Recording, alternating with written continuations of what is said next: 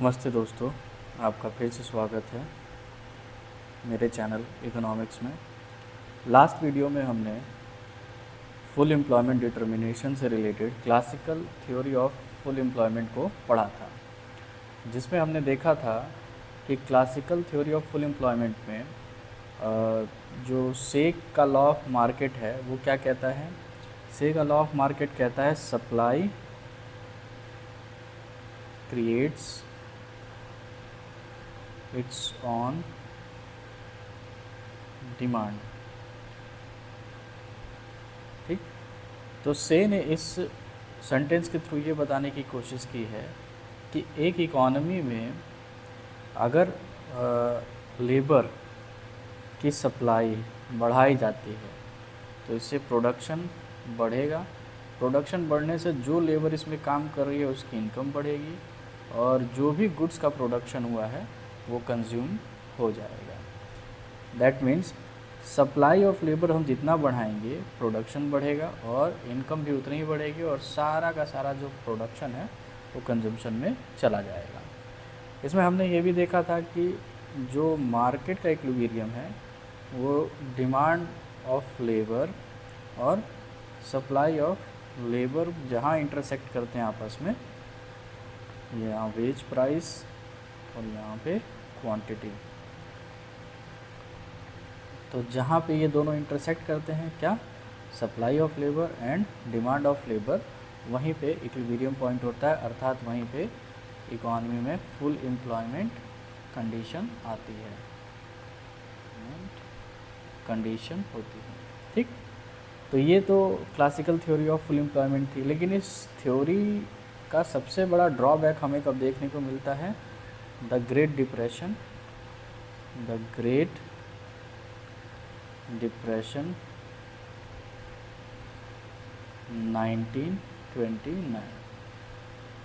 1929 की महामंदी में ये थ्योरी पूरी तरीके से फेल होती हुई नज़र आती है।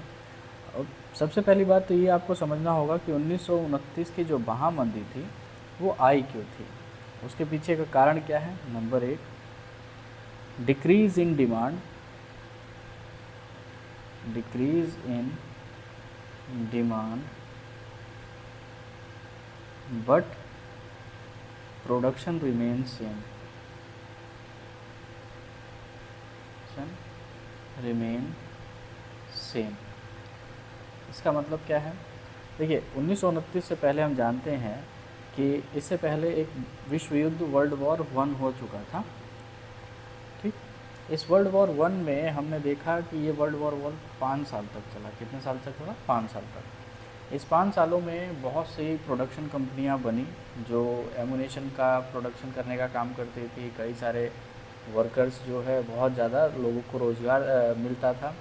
तो जैसे ही वर्ल्ड वॉर ख़त्म होती है तो उन सभी प्रोडक्ट का रिक्वायरमेंट बंद हो जाती है। अभी इस प्रोडक्ट की रिक्वायरमेंट बंद होने के बाद फैक्ट्रीज़ भी क्लोज़ होने लगती हैं और फैक्ट्री क्लोज़ होने के कारण जो उसमें लेबर काम कर रही थी वो भी क्या होती है, अनएम्प्लॉयड हो जाती है। अब लेबर अनएम्प्लॉयड हुई तो इसका मतलब इनकम भी उसकी कम हो जाएगी और डिमांड ऑटोमेटिक डिक्रीज़ कर जाएगी। तो डिक्रीज डिमांड में हो रहा था लेकिन प्रोडक्शन सेम था। इसका मतलब डिमांड कम हो रही थी और सप्लाई ज़्यादा हो रही थी। ठीक, अब जाहिर सी बात है अगर डिमांड कम होगी, सप्लाई ज़्यादा होगी तो प्राइसेस क्या होंगे, डाउन होंगे। सेकंड इसका प्रॉब्लम थी crash of American stock exchange. Crash of American stock exchange, American stock exchange. उन दिनों अमेरिका का स्टॉक एक्सचेंज भी क्या हो गया, क्रैश हो गया। इन्वेस्टर अपने पैसे निकालने लगे। अब जब अमेरिका का स्टॉक एक्सचेंज क्रैश हुआ, इन्वेस्टर अपने पैसे निकालने लगे, तो अमेरिका को उस स्टॉक एक्सचेंज को स्टेबल करने के लिए जो उसने उधार दिया था अन्य देशों को, वो पैसे भी क्या करने लगा, वो मांगने लगा। तो इस तरीके से थर्ड पॉइंट आता है demand for lending money from the debtor country countries. अब सिंपल सी बात है, जिस कंट्री में इसने पैसा दिया होगा वो कंट्री क्या करेगी, पैसा निकाल के या पैसा कहीं से ला के या किसी से उधार लेके वापस अमेरिका को देगी, और वहाँ पे भी महामंदी का जो कास्केडिंग इफेक्ट था वो फैलने लगा। इस तरीके से देखा जाए तो पूरे विश्व में महामंदी का कास्केडिंग इफेक्ट देखने को मिला। अब इस महामंदी के दौरान जो classical theory of full employment है वो पूरी तरीके से फेल हो गई, और फेल होते ही एक इकोनॉमिस्ट आते हैं J.M. कीन्स। इन्होंने क्या किया, इस थ्योरी की आलोचनाएं की, और वो आलोचनाएं कौन कौन सी थी और किन किन मुद्दों पे उन्होंने आलोचनाएं की। Number 1, unrealistic full employment, unrealistic full employment. J.M. Keynes का कहना था कि जो classical theory of full employment है उसमें जो इक्विलिब्रियम लेवल डिसाइड होता है वो अनरियलिस्टिक है। ऐसा वो क्यों कहते हैं, क्योंकि classical theory of full employment कहती है कि जितना हम प्रोड्यूस करेंगे वो सभी क्या हो जाएगा, कंज्यूम हो जाएगा, या जितनी हमारी इनकम होगी उनको हम क्या करेंगे, खर्च कर देंगे। अब आपको पता है कि यहाँ पर एक कॉन्सेप्ट और आता है सेविंग का। तो क्लासिकल के अनुसार जो था कि कोई भी सेविंग नहीं है और सारा का सारा जो इनकम है वो कंज्यूमशन करने में चला जा रहा है। दूसरा पॉइंट आता है rejection of says law, rejection of says law. Says के लॉ को क्या करता है, रिजेक्ट करता है कि अपनी पूर्ति अपनी मांग स्वतः जनित कर लेती है। जबकि यहाँ तो अभी पिछले में देखा हमने प्रॉब्लम क्या थी कि प्रोडक्शन सेम था लेकिन डिमांड डिक्रीज़ हो गई। इसका मतलब से के लॉ को भी क्या मिलता है, रिजेक्शन मिल जाता है। तीसरा है saving investment relation, saving investment relation.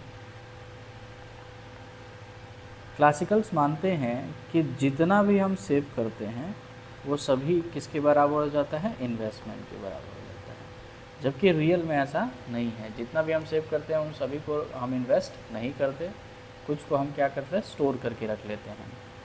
Number 4, principle of effective demand, principle of effective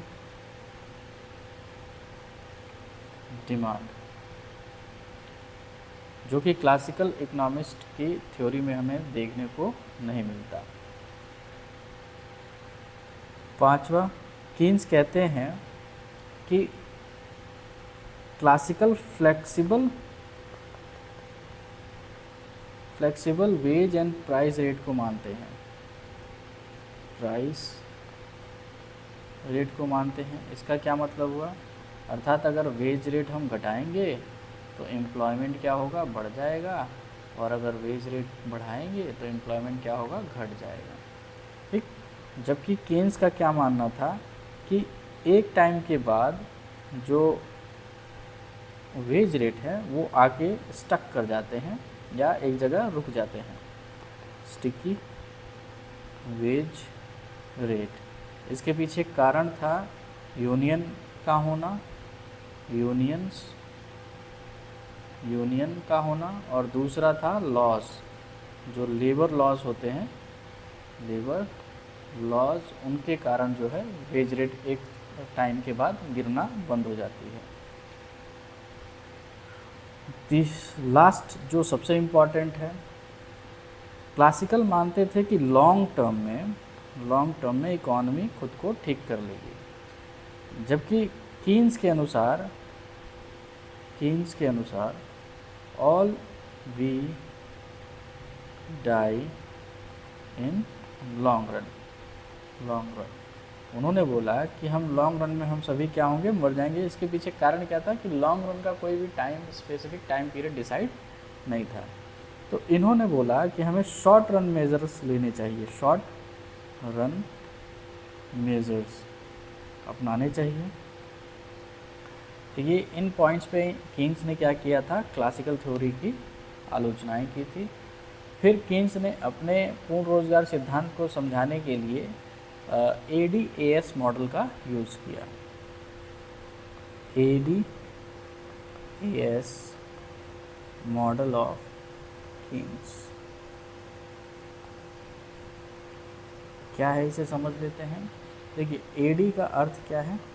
AD है एग्रीगेट डिमांड। क्या है? Aggregate demand.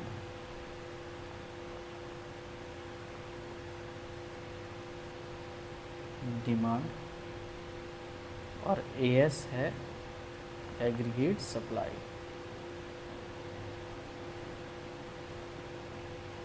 सप्लाई,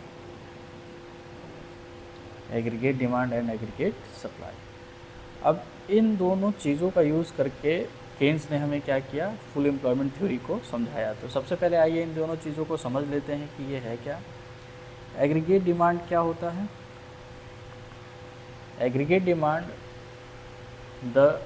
अब ये इस चीज़ को समझने के लिए पहले आपको समझना पड़ेगा। देखिए, डिमांड का मतलब क्या है कि जब कोई पर्सन किसी चीज़ को की नीड पर या किसी चीज़ को विलिंग करता है पाने के लिए, और उसके पास उस चीज़ को खरीदने का पैसा भी हो, समय भी हो और उचित स्थान पर भी उपलब्ध हो, तो उसे हम मांग कहते हैं। तो जब इकोनॉमी में सभी मांग को क्या किया जाता है, जोड़ दिया जाता है, तो उसे हम क्या कहते हैं, एग्रीगेट डिमांड कहते हैं। और जो भी इकोनॉमी में सप्लाई हो रहा है या बन रहा है, उसे हम एग्रीगेट सप्लाई कहते हैं। डिफरेंट डिफरेंट इंडस्ट्रीज़ की सारी प्रोडक्शन को अगर जोड़ दिया जाए तो वो एग्रीगेट सप्लाई होती है। अब इसमें जो एग्रीगेट डिमांड है उसको कीन्स ने लिखा है, the value of total expenditure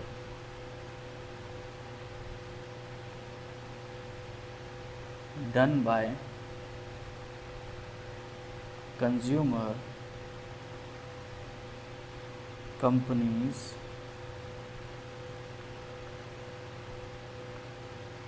and government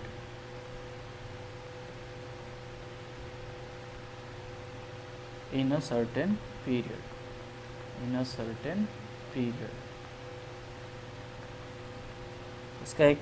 इसको हम एक फॉर्मूले से भी दिखा सकते हैं। AD बराबर C+I+GE। यहाँ पर GE क्या है, गवर्नमेंट एक्सपेंडिचर,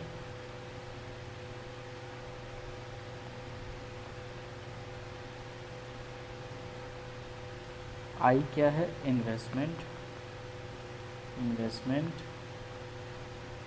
और C क्या है, कंजम्पशन। तो एक क्लोज्ड इकोनॉमी में AD बराबर क्या होगा, कंजम्पशन, इन्वेस्टमेंट और गवर्नमेंट एक्सपेंडिचर। कई बार ये भी क्वेश्चन पूछ लिया जाता है कि AD जो है वो फ्लो कॉन्सेप्ट है या स्टॉक कॉन्सेप्ट है।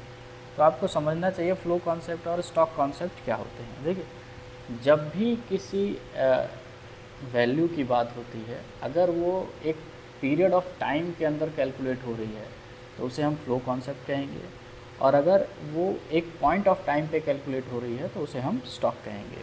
तो जाहिर सी बात है, एग्रीगेट डिमांड क्या है, सर्टेन पीरियड ऑफ टाइम।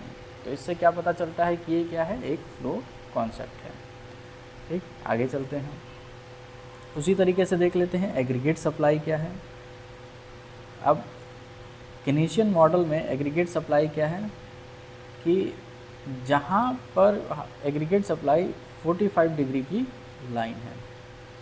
ठीक, क्यों, ऐसा क्यों है? क्योंकि केनेशियन मॉडल जो है वो हैविली डिपेंड करता है इफ़ेक्टिव डिमांड पर। Effective demand.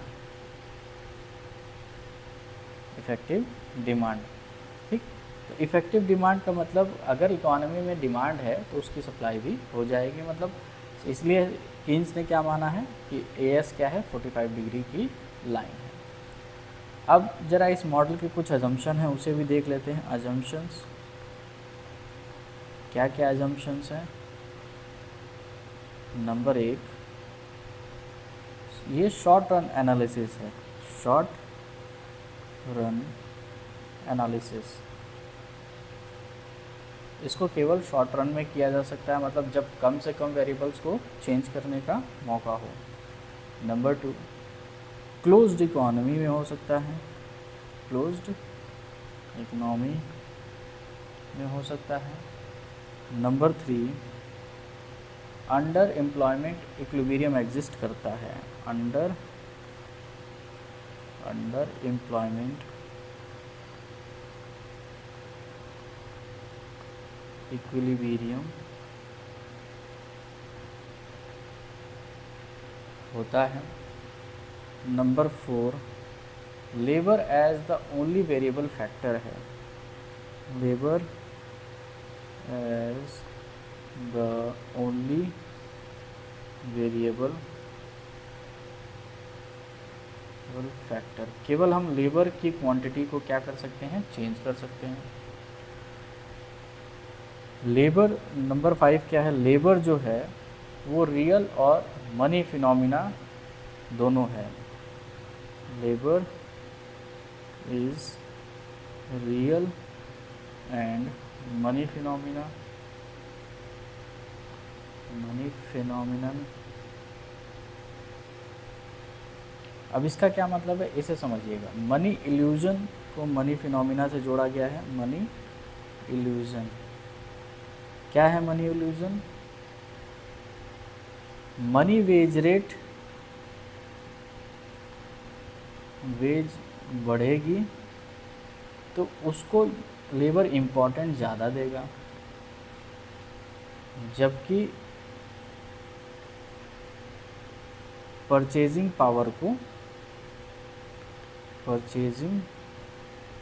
पावर को इम्पोर्टेंस कम देगा। इसको इस चीज़ से समझते हैं, जैसे एक लेबर के पास 100 रुपये हैं और क्वांटिटी 10 क्वांटिटी किसी चीज़ की वो खरीद पा रहा है। अब लेबर की सैलरी हो जाती है 200, लेकिन क्वांटिटी अब भी वो 10 ही खरीद पा रहा है, क्योंकि पहले इसकी प्राइस 10 थी, अब इसकी प्राइस 20 हो गई। तो यहाँ पे उसकी परचेजिंग पावर सेम रही, लेकिन मनी वेज रेट उसकी क्या हो गई, बढ़ गई, पहले 100 थी अब 200 हो गई। तो लेबर इन चीज़ों को ज़्यादा इंपॉर्टेंस देता है रादर देन इसकी परचेजिंग पावर को। ठीक। नंबर 6 क्या है, परफेक्ट कंपटीशन है, perfect competition. Number 7, diminishing marginal productivity of labour, diminishing marginal productivity of labour, अर्थात diminishing marginal productivity of labour कैसी है, घटती है। इसका मतलब है कि जैसे जैसे हम लेबर को यूज़ करना शुरू करेंगे उसकी प्रोडक्टिविटी घटने लगेगी। Number 8, role of expectation about future, role of expectation about future,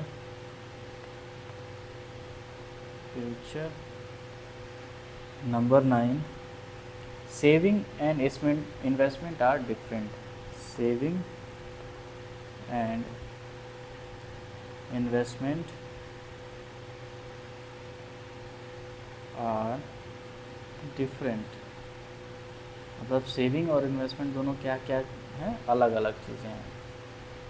और number 10, money as a store of value, money as a store of value. तो लास्ट में हमने classical theory of full employment में देखा था कि मनी क्या है, केवल मीडियम ऑफ एक्सचेंज है, जबकि यहाँ मनी क्या है, स्टोर ऑफ वैल्यू है। ठीक, मतलब पैसे को हम बचा के रख सकते हैं, मतलब वैल्यू को स्टोर करके रख सकते हैं। यही मेन कारण है कि सेविंग और इन्वेस्टमेंट में क्या आता है, डिफरेंस आता है कीन्स के मॉडल में। तो आइए देखते हैं एडी और एएस मॉडल से कैसे कीन्स जो है वो फुल एम्प्लॉयमेंट का निर्धारण करते हैं। फुल एम्प्लॉयमेंट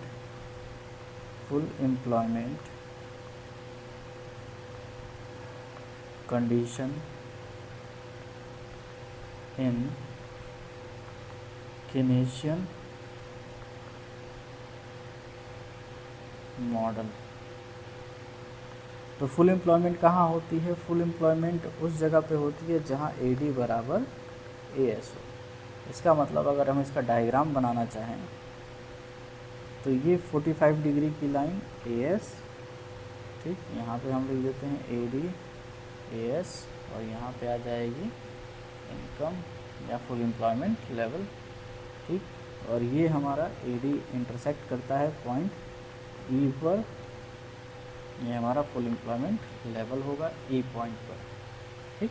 तो इसमें देखिए AD बराबर AS कहाँ पर है? पॉइंट E पर है। तो पॉइंट E हमारा कौन सा पॉइंट हो जाएगा? Full employment level. अब इसमें केन्स का क्या मानना है? केन्स का मानना है कि हमेशा फुल एम्प्लॉयमेंट, शॉर्ट रन में फुल एम्प्लॉयमेंट लेवल वहाँ निर्धारित होता है जो कि अंडर एम्प्लॉयमेंट लेवल हो, अर्थात वास्तविक फुल एम्प्लॉयमेंट लेवल जो होना चाहिए वो कहीं ऊपर होना चाहिए, उसके नीचे है। इसके पीछे कारण क्या है? इसके पीछे का मेन कारण है क्योंकि शॉर्ट रन में जब भी हम चीज़ों को एडजस्ट करते हैं तो केवल एक ही फैक्टर को चेंज कर पाते हैं, और जब एक फैक्टर को चेंज करते हैं तो हम ऑप्टिमम यूटिलाइजेशन अन्य फैक्टर्स का नहीं कर पाते हैं। इसलिए इकॉनमी हमेशा अंडर एम्प्लॉयमेंट लेवल पे काम करती है, ठीक। अब आगे देखते हैं। मान लीजिए कि क्या होता है अगर इसमें दो कंडीशन आती हैं। एक तो आती है एक्सेस डिमांड की, एक्सेस डिमांड, और दूसरी कंडीशन आती है डेफिशिएंट डिमांड, डेफिसिट डिमांड, ठीक। अब दोनों को हम डायग्राम के थ्रू बना लेते हैं।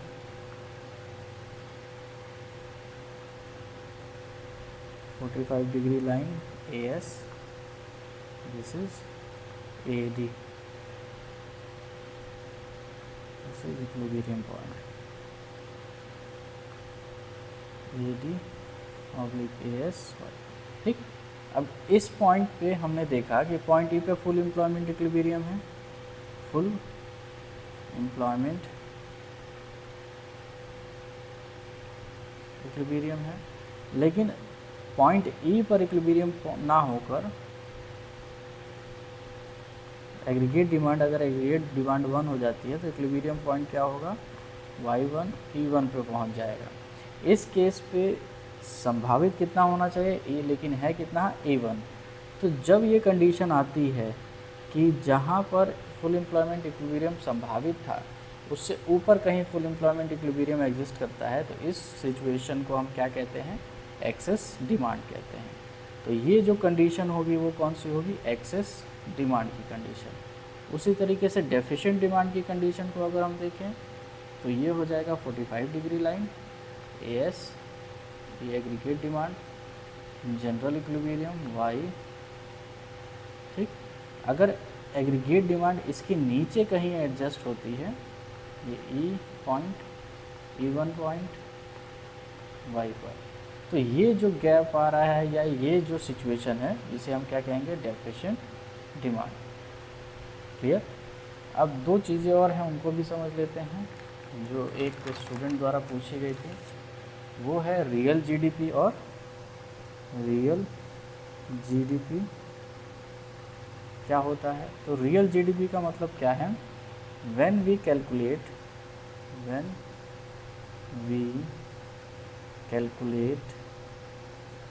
GDP एट बेसिक प्राइस या बेस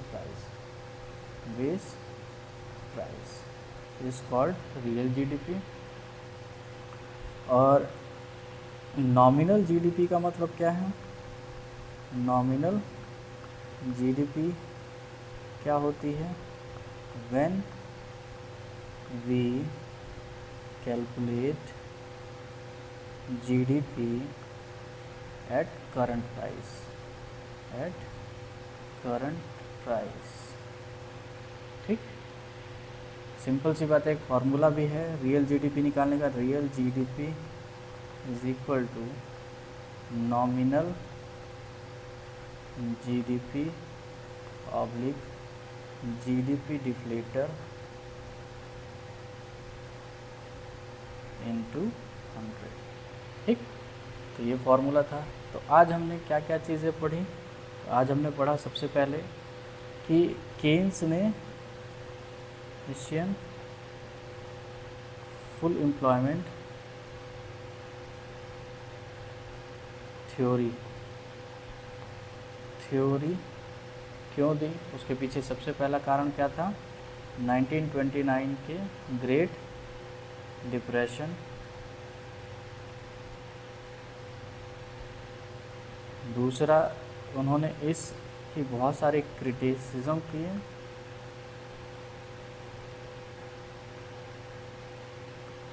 या आलोचनाएं की। तीसरा, फुल एम्प्लॉयमेंट थ्योरी अपनाने के लिए उन्होंने ADAS मॉडल का यूज़ किया। फुल एम्प्लॉयमेंट लेवल कहाँ होना चाहिए? फुल एम्प्लॉयमेंट लेवल कहाँ होना चाहिए? जहाँ AD is equal to AS है। कीन्स किसकी बात करते हैं? कीन्स इफ़ेक्टिव डिमांड की बात करते हैं, इफ़ेक्टिव डिमांड की बात करते हैं।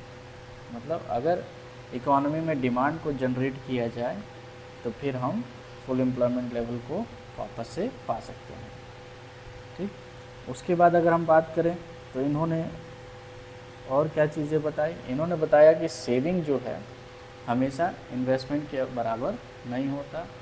दूसरा इन्होंने और क्या बताया कि जो लेबर है वो मनी इल्यूजन में ज़्यादा होती है, जबकि परचेजिंग पावर को नहीं समझती है।